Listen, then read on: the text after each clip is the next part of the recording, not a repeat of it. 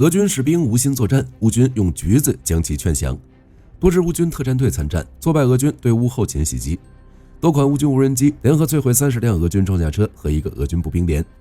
俄军皮兵战术失败，损失大量人员。夏索菲尔管道内，乌军清除40余人俄特战小队。乌军教科书式收复科特林村。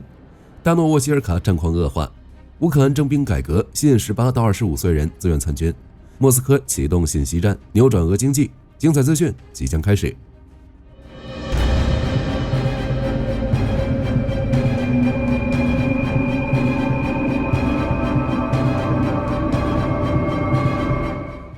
一名乌军士兵在接受乌克兰国家电视公司采访时透露称，在苏梅州的交界地区，其在使用无人机执行侦察任务时，发现了一个盘踞20名俄军的森林据点。于是，在通报后，乌军无人机部队紧急出动大约11架 FPV 无人机展开打击。最终只有1名俄军士兵幸运地活了下来。之后，乌军无人机操作员多次尝试向这名俄军士兵投递劝降纸条，指示其进行下一步行动，但都被风吹走。于是乌军想了一个办法，用劝降纸条包裹上橘子进行投递。最终，俄军士兵在第3次投递时反应了过来，手拿橘子，跟着纸条指引，一步一步走向乌军阵地，进行了投降。这样的投降情况在前线战场时有发生，有受骗的朝鲜士兵，也有作战失败而绝望的俄罗斯囚犯兵、俄罗斯正规军等等。战争打到如今这个地步，缺弹少粮的俄军士兵们早已受够，再也不想也不愿凭肉身去为俄军指挥官换战功。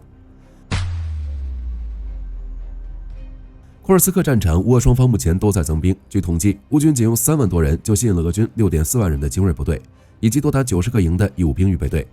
目前，乌军正将如乌军第73特种作战团这样的部队投入该地区战斗。虽然兵力少于俄军，但几乎都是百战精锐和突击力强悍的重装部队。他们凭借远超俄军的战场态势感知、无人作战系统等优势，使用现代武器压着俄军打。如1月24日，乌军第61机械化旅就在马来亚洛克尼亚河道线出动无人机和装甲车，挫败了俄军对乌军重要后勤路线的袭击。据战报显示，俄军试图通过袭击乌军阵地，以扰乱补给线并孤立部分乌军，但在行进间就遭到了乌军无人机精准打击。紧接着，双方步兵展开了近距离战斗，最终俄军在没有达到目标的情况下选择了撤退。哈尔科夫方向，乌军第101旅及其友军在斯塔亚齐亚和沃夫昌斯克附近击退了俄军由30多个装甲车和一个步兵连组成的机械化突击。其中，乌军第101旅第2营更是在俄军撤退战斗中发射巴巴亚嘎重型无人机和新型 H-10海神无人机等，对残余俄军的车队进行了补射。乌方消息称，俄军花费1个月时间准备的袭击几乎全灭，其中包括翻新的 T-80坦克和新装甲车。库皮扬斯克方向，在沃德里奇纳附近，俄军在扩大奥斯基尔河桥头堡后，正安排其第6集团军向西南的库皮扬斯克缓慢推进。当下距库皮扬斯克城区约为3至4公里。同时安排俄第20集团军和第1近卫坦克军从克鲁格利亚基夫卡向南推进，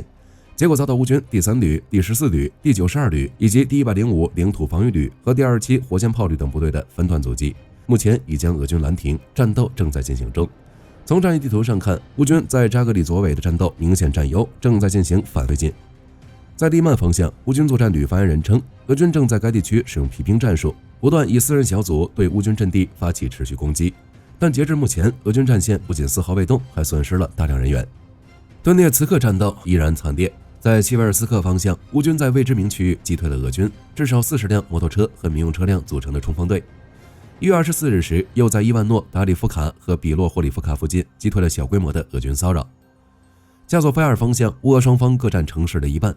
俄军占耐火材料厂附近建筑，乌军则夺回了火车站附近区域。1月24日，乌军第24机械化旅发布视频，再次展示他们的韧性和战术技能。在面对俄军6辆 BMD-4 战车组成的攻势时，其不仅摧毁了其中的4辆，还打死打伤了俄军50余人，削弱了俄军在该方向的进攻能力。还有就是在1月24日下午的战斗中，俄军试图复制阿夫提夫卡战斗，派遣了一支40余人的特战小队，钻进了恰索菲尔郊区的下水管道，来试图渗透乌军阵地。结果和阿夫提夫卡那场战斗一样，提前被乌军侦察机无人机遭到全歼。而在此前的1月9日，乌军也曾对俄军藏匿的运河管道进行了猛烈空袭，炸死炸伤俄军100余人。目前，据乌克兰霍尔蒂察集团军1月24日的报告显示，俄军在恰索菲尔的攻势减弱，已经开始使用摩托车、民用卡车从后方向前线运输士兵来维持攻势。托列茨克的战斗，由于乌军第12亚速旅的加入，已经先后夺回了该城市南部部分地区和谢尔比尼夫卡西部失地。目前，乌军正在城市北部迪利夫卡、西部的希尔比尼夫卡、利奥尼迪夫卡等地，阻止俄军进一步推进。红军村方向在昨日战斗中，俄军依然在外围作战，分别在格罗季夫卡、皮什查内等方向推进了60至100米。在战斗中，俄军已开始使用远程武器、各种类型的导弹和 FPV 无人机袭击红军村。同时，由于乌军第59机步旅在斯佩尼夫卡村附近持续坚守了1个多月，寸步不让，俄军为了打开战场僵局，正将一支特种部队营和来自情报总局的若干支部队调往这里来加强攻势。乌军昨天则在科特林和乌达奇涅村展开了反击，这2个定居点位置极其重要 ，T0406 公路和铁路都要从村中经过，是乌军的重要后勤路线之一。在乌军收复科特林的过程中，乌军用无人机压制俄军火力，让工兵快速排雷，然后安排重装部队冲锋，突击步兵靶点，瞬间将俄军沿铁路一分为二。加上防守该村的俄军都是轻步兵，缺乏重火力，根本无力抵挡，最终被歼灭。此外，乌军第155基辅安纳旅还夺回了舍普琴科北部阵地和利西夫卡定居点的一半阵地。希尔斯基也在视察完该部队后发文表示，该旅已经具备战斗力，目前正和空投旅、无人系统旅积极阻击俄军攻势。达诺沃希尔卡这座位于3条河流交织的小镇，过去是乌克兰南部防线的重要支柱，阻止了俄军的多次进攻。但在俄军长期围攻后，该地从上周开始遭到了俄军3面夹击。俄军先夺取当地的小型机场，随后攻入核心住宅区，形成半包围圈。如今战况更加恶化。据1月24日地理定位录像显示，俄军第5、第29和第36集团军以及第187摩步师正分兵10人小队，并在无人机、火箭炮等火力支援下，不断沿着城内街道向中部推进，企图将该镇一分为二，同时全面封锁通往该地的交通要道，截断了乌军补给。乌克兰霍尔蒂察集团发言人维克多·特雷胡波夫发表了类似推测，但他同时表示，乌军高层已做了相应部署，确保守军不会陷入被包围的危险境地。届时是战是退，全看总司令希尔斯基和负责顿巴斯战斗的塔尔纳夫斯基将军的战略意见。在乌南扎波罗尔地区，乌克兰情报部门称，其麾下的无人机部队摧毁了俄军的 EL-122 GAR-M1 雷达站。在袭击过程中，乌克兰第一次袭击仅损坏了部分雷达系统，爆炸促使俄军快速拆除设备，准备撤离。然而乌军迅速做出反应，发动了第2次袭击，最后该雷达站以及搭载它的车辆和工作人员被完全摧毁，同时也影响了俄军在该地区的作战行动。此外，乌克兰炮兵还在未指明地点摧毁了俄罗斯 ORLAN-10 侦察无人机的发射场及其机组人员。1月24日，俄军新增伤亡1500人。再来看看其他消息。首先是梁赞炼油厂和梁赞火力发电厂，据消息人士称，至少有3个油库和1个车间被烧毁。同时，梁赞的迪亚吉列沃空军机场也遭遇了乌军无人机打击，先后传出6起巨响，有可能对俄军图95和图2轰炸机造成损伤。其次，恩格斯尔空军基地发生了爆炸，驻扎该机场的俄飞机可能受损。截至2025年1月21日上午，恩格斯尔空军基地停放着至少5架苏25、2架图9 MS、2架图160、2架图22 M3 轰炸机、1架米26直升机、1架苏276运输机。最后，对莫斯科的袭击虽然没有造成损失，但却导致茹科夫斯基机场、弗努科沃机场、多莫杰多沃国际机场被迫采取紧急措施，限制飞机的起降。此外，在前线，乌克兰空军也越来越广泛地参与到作战中。如据 RBC 新闻援引乌克兰总参谋部的数据称，1月9日，俄军在西维尔斯基运河一带发动的大规模战役中，俄军此前在卡利尼夫卡村集结部署的2个连的兵力，试图强行渡过附近的河流，但遭到了乌军的顽强阻击。战斗中，乌克兰空军从空中投掷制导炸弹，精准阻击俄军的冲锋，阻止了俄军渡河。随后，乌军发布战报称，此役消灭了100多名俄军。1月24日，美联社援引乌克兰总统办公室副主任帕夫洛·帕利亚的话称，乌克兰征兵新规已处于改革最后阶段，届时将吸引目前免于动员的18至25岁年轻人自愿参军，来增强部队战力。帕利萨称，乌克兰的征兵新规起草从2024年秋天就开始了。之所以会起草征兵新规，一是因为乌克兰目前沿用的苏联时代征兵系统已经过时且效率低下；二是因为乌克兰虽然通过了动员法，将征兵年龄从27岁降到25岁，但这些措施未能完全解决兵力补充问题。三是因为有着美国立法者要求降低征兵年龄的压力。至于征兵的新规内容，帕利萨提出了诚信合同，其中包括财务激励、明确的训练保障以及确保士兵与指挥官之间对话的措施。战争研究所1月23日称，克里姆林宫启动了一项信息行动，旨在制造俄罗斯经济表现良好的假象，但事实却是俄罗斯许多宏观经济指标持续低迷。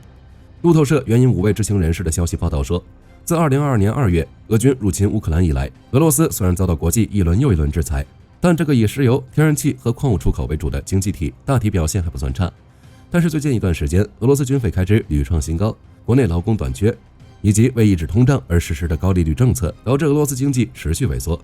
其中2位消息人士透露称，俄罗斯内部严峻的经济环境已经让俄罗斯精英阶层开始考虑通过谈判来结束战争了。俄罗斯央行前行长奥列格·韦尤金也在采访时表示，如今的俄罗斯经济让其对通过外交谈判来结束战争十分感兴趣。同时他表示，俄罗斯大幅增加国防和军事开支将会增加经济扭曲的风险。俄罗斯央行和国际货币基金组织预测，俄罗斯经济今年将出现 1.5% 的负增长。只是面对这样的说法，俄罗斯高层有些欲盖弥彰的意思，如普京。他认为乌俄战争对俄罗斯经济的扭曲和拖累正日益严重，也曾表示愿意与特朗普讨论乌俄战争停火和举行和谈的办法。但他也强调，俄罗斯在乌克兰新占领的领土必须得到承认，而且乌克兰必须放弃加入北约的想法，一手矛盾转移玩得出神入化。又或是克里姆林宫发言人佩斯科夫虽然承认了俄罗斯经济存在的问题因素，但他强调俄罗斯经济成长率很高，而且可以满足所有渐进的军事需求和所有的福利和社会需求。据莫斯科时报报道，乌克兰驻以色列大使耶夫亨·科尔尼丘克会见了以色列副外长沙伦·哈斯克尔，双方在会谈期间讨论了将以军缴获的俄罗斯武器，包括各种火箭弹、迫击炮弹、突击步枪、弹药、防弹背心和其他设备转移到乌克兰的提议，以及俄罗斯与伊朗之间的军事合作对乌克兰和以色列产生的威胁等议题。双方后续将加强双边接触，并在经济等多项领域持续合作。据 NZZ 报道，俄罗斯黑客组织 NoName 057近期对多家瑞士银行和市政当局的网站发动了多轮网络攻击。随后，该黑客组织在媒体上炫耀夸大自身的成功，例如在首次攻击开始1小时后，该组织就在 Telegraph 频道上发文称，对瑞士进行了特大规模的网络攻击，但就事实而言，真正的攻击效果要低得多。例如，在第一轮攻击中，该黑客组织共计将瑞士17个网络资源视为目标，但只有7个暂时成功。但第二轮攻击中，19个目标也只有10个暂时成功，且攻克时长均不超过2个小时。NZZ 还表示 ，NoName 057黑客组织拥有专业的团队机构和大量资金，但其是否与克里姆林宫有直接联系，目前则尚未取得有效证实。不过，其攻击目标一般都是支持乌克兰的国家。此外，对于瑞士而言，这并非首次受到该黑客组织攻击。例如，在2023年6月，当时泽连斯基正通过视频方式向该国议会发表讲话，而 NoName 057黑客组织则趁机对瑞士发动了网络攻击，试图破坏这次对话。此后，又在去年1月、6月对瑞士重要资源发起了多轮网络攻击。除上述行动外，此前还发动了 DDoS 攻击。此类攻击不会损害服务器，也不会访问数据，但会使站点暂时无法访问。在上任前2天，特朗普发布了名为 TRUMP 的加密货币。仅过去短短2天，这款加密货币市值达到惊人的300亿美元，而特朗普身价也因此暴涨到了250亿美元以上，且这款加密货币还在持续上涨。据悉，这款名为 TRUMP 的加密货币首轮发币2亿枚，发行价格为 0.18 美元，而特朗普本人通过其名下公司持有 80% 股份，剩余的8亿枚 TRUMP 将在未来3年陆续发行。据 BBC 报道，英国空军一台隶属于科宁斯比基地的台风战机于近期在布里德灵顿飞行中，机上挂载的瞄准吊舱意外脱落。从残骸现场来看，掉落的应是一具兰宁瞄准吊舱，这类吊舱专门用于为导引炸弹进行激光标定以及远程监控和侦察等功能。预计此次事故造成的损失可能会超过100万美元。此外，这并非英国空军首次发生此类事件，早在2021年，英国空军也同样发生过雷尼瞄准吊舱落地事件，不过当时是从地面上的台风战机上坠落，造成了约64万英镑的损失。需要注意的是，这2次事故掉落的瞄准吊舱是同一系列，皆由拉斐尔和诺格公司共同研发。此类吊舱于2000年首次推出，经过多年升级，于2019年推出了最新的第5代版本，而英国空军现在操作的为第3代和第5代，尚不清楚在上述事故中其挂载的吊舱为何种型号，具体情况有待进一步调查。根据媒体报道 ，MBDA 公司近日发布了最新型的遥控防空系统，代号为西北风 ATLAS-RC。其以西北风防空系统为核心，该系统由 MBDA 公司研制，采用被动式红外线导引，专门用于对付低空或超低空目标。导弹最大射程可达8000米，最高拦截高度6000米，最短拦截射程500米。对超低空目标的拦截高度可低至1200米，特别适合对付掠地飞行的目标。导弹设计使用寿限长达20年，出厂后无需维护，可在零下40度至71摄氏度的极端环境下作战，具备优异的全天候作战能力。此外，该导弹对现有红外线干扰措施具有极强的抵抗能力，其配备的激光近炸及撞击引进弹头可有效摧毁来袭目标。在此基础上，新系统整合了先进遥控炮塔技术，可安装2至4枚西北风防空导弹，并配备先进热影像系统，能24小时执行目标搜索与追踪。该系统还具备高度灵活性，可整合至多款轻型战术车辆或全师等重型装甲车，以此来实现机动化部署，确保部队在各种地形环境下的防空需求。此外，该系统采用遥控设计且操作便捷，只需2名士兵即可执行任务，可大幅降低前线人力需求。同时，该系统还可独立作战或与相应的直管系统连线，实现自动化目标追踪等进阶功能。通过网络联机实时传输目标接战状态、系统健康度等关键信息，可大幅提升指挥效能。据日本经济新闻报道，日本防卫省将从今年起研发能够垂直起降的无人机。该型无人机可在没有跑道的条件下实现机动部署，确保部队在执行任务的同时能够最大限度减少伤亡。按照日本计划，该项目的研发经费已经计入到今年的国防预算中。该型无人机的续航里程、有效载荷等具体参数将在日后的设计过程中确定。待原型机研发成功后，将交付给陆上自卫队进行攻击、运输、侦察和其他任务测试，最终将于2027至2028年度在防卫装备厅和部队层面展开测试，以验证效果，确定其是否开始进行量产。据韩联社报道，南韩防务事业厅1月20日宣布，正式启动低空飞弹防御系统研发计划，目标是在2028年前打造一套类似以色列铁穹的防御系统，来反制朝鲜的远程火炮威胁。报道称，由于朝鲜在韩朝边境部署大量远程火炮，射程覆盖了韩国人口稠密的首都圈，因此韩国政府为强化首都防卫，决定积极发展自主国防科技 ，LAMD 系统就是其中之一。据悉，此计划预计投入4798亿韩元，由韩国国防科学研究所牵头研发，并与 LIG、NEX1、韩华航太、韩华系统等韩国军工企业合作，发展具备自主知识产权的国产拦截系统。DAPA 同时公开了一张 LAMD 系统概念图，展现该系统预期的作战模式，强调其拦截多重火炮威胁的能力。据航空之家的报道，泰国军方此前有意增添一个战斗机中队，于是就让空军自行决定所需战机的型号。经过讨论，以目前结果显示，比起新版的 F-16 Block 7072，泰国空军更中意瑞典 GS-39EF 鹰救战机。